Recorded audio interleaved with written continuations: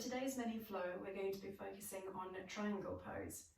A triangle pose is one of those which gives an awesome combination of both strength and stretch. Yoga is great like that.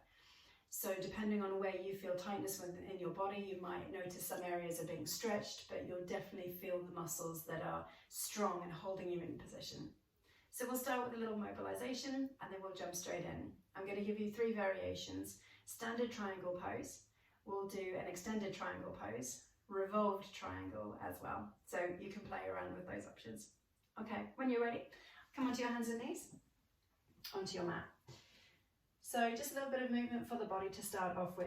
Hands are underneath your shoulders and you've got a long firm spine with the tailbone just gently tucked in towards the floor. But we're going to take a breath in, let the belly drop, chest shines through the arms, arching the back ever so slightly. And then breathing out, tucking your chin, looking towards your belly button, tucking the tailbone at the same time. Let's do 2 more. Breathe in, shoulders loop back, tailbone lifts. Breathe out, push the ground away and dome the back. You should notice the core muscles contract.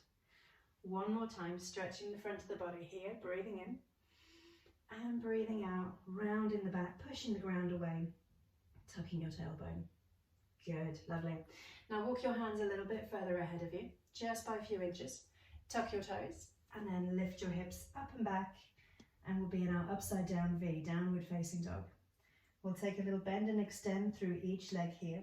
So we're looking just stretch out the back of the leg, hamstrings behind the knee, all the way down into the calf and around the ankle.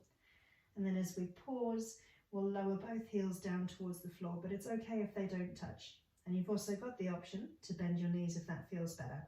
So legs straight or legs bent, but your hands are ahead of you. Spread your fingertips wide and push into your palms so that your chest lowers towards the ground. Then take your right leg, we'll lift it up in a long line. This is a 3-legged dog. For a moment, try and push back in with your left heel. Hips stay fairly square, so try not to let them roll out. Keep the hip bones pointing towards the ground. And then tuck your right knee in towards your chest. Roll your shoulders over your wrists. Push away from the ground, so you lift up high and then step through with your right leg. If you need to help the leg along, take a couple of steps to get there, you can do that too. Now we're going to move forwards and backwards, so I'm rocking onto my left toe and then the knee is just drifting gently over the ankle. This is a little bit to warm up the hips, try and get them to lower towards the ground. And then the left knee gently kisses the earth, release the toes. Okay, bring both hands on the inside of your right foot and walk your right foot a little bit wider. You'll notice then as the knee drifts to the side, it might give the hips a little bit more space to lower down towards the floor, if that feels comfortable.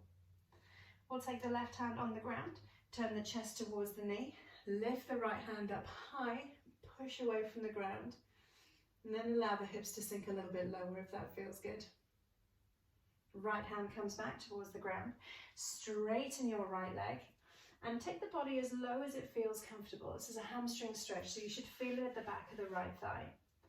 But try not to kind of lower down towards the leg. Try and keep the body long, tilting from the hips. So almost like thinking about looking over my toes.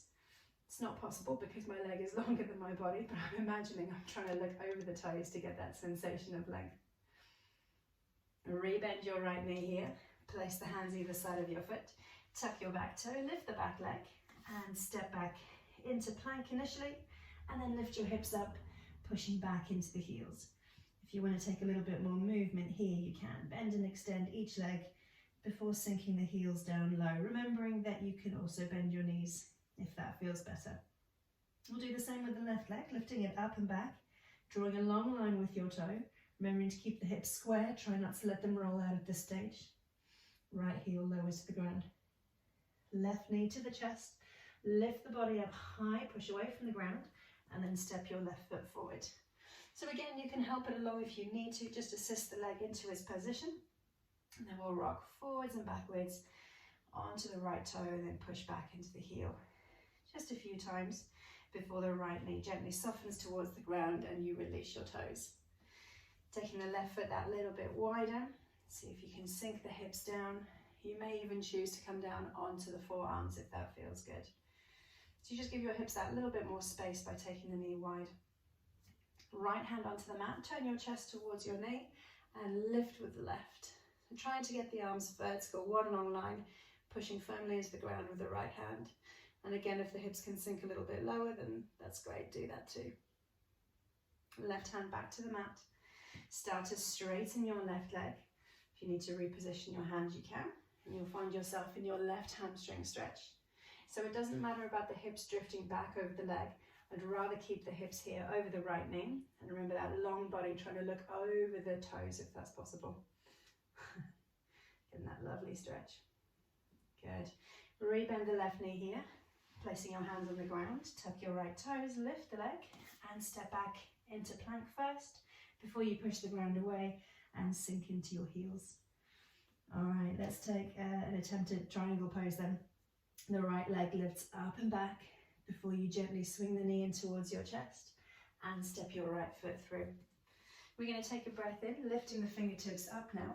So pushing away from the ground, but keeping a little bit of a bend in the knee. And then gently bring your left heel to the mat.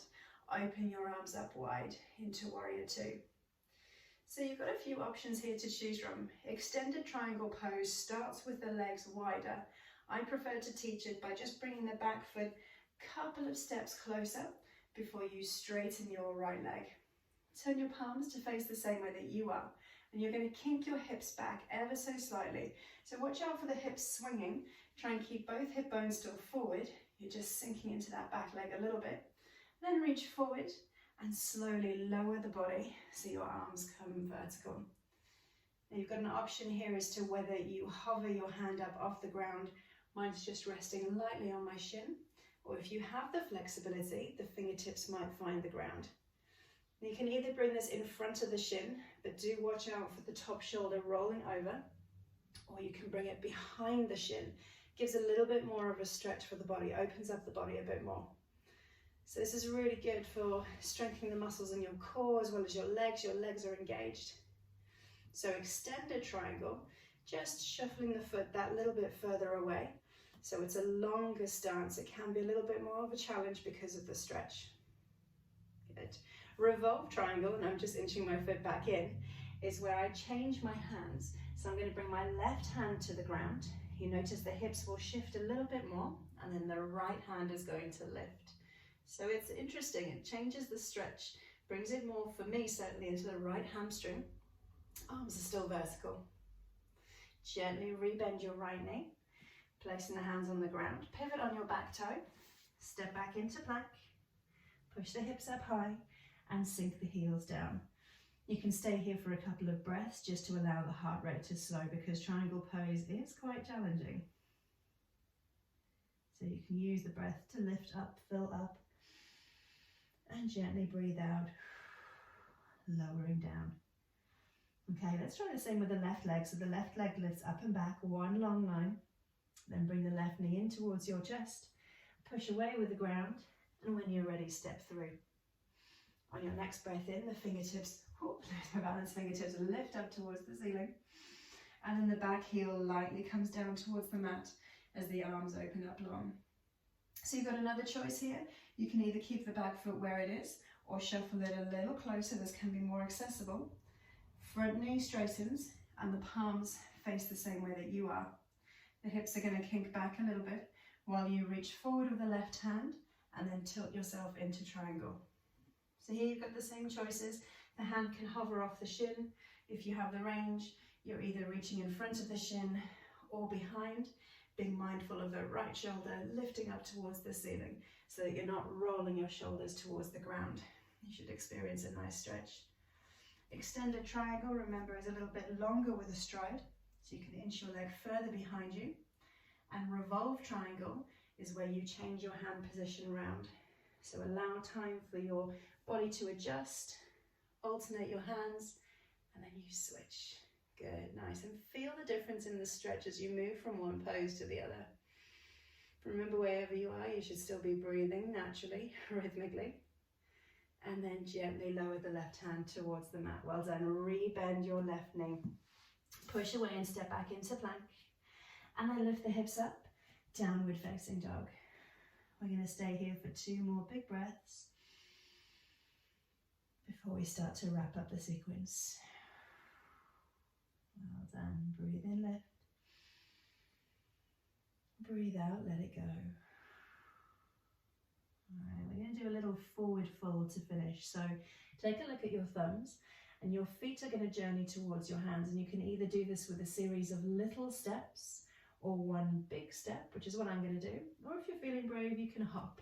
So one big step brings me here to the front of the mat. I'm then going to let my head hang heavy, nod and shake the head. Shoulders are relaxed, enjoying the stretch through the back of the thighs. You can keep the legs straight or bend the knees if that feels better. Just take a moment to resettle into your thoughts. And then landing your hands lightly on the ground, bend your knees until your hips sink all the way down. Using your hands behind you to assist you into a seated pose. And then we're slowly going to roll onto our backs. So take your time, nice and gentle. Once you're on your back, we're going to bring the heels and the soles of the feet together and then allow the knees to fall wide into a reclined butterfly pose. Place your left hand on your chest and your right hand on your belly. Close your eyes if that feels comfortable. And bring your attention into the beating of your heart, if you can feel it underneath your left fingers. Or if not, the movement of your chest as you inhale and exhale.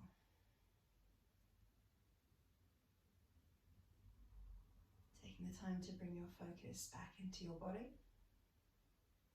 Maybe you're still feeling the effects of the stretch on the hamstrings. Or you notice how strong your legs and your core were working in triangle pose.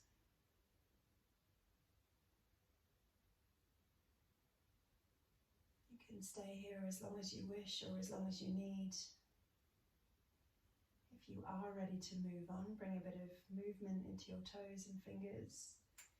You can take your legs and extend them along the mat. Maybe take a full body stretch, reaching your hands up high. Adding a big breath in if that feels good. And in your own time, make your way slowly onto your side. And then back up to sitting. Thank you for taking the time to practice with me today, and I hope I will see you again soon.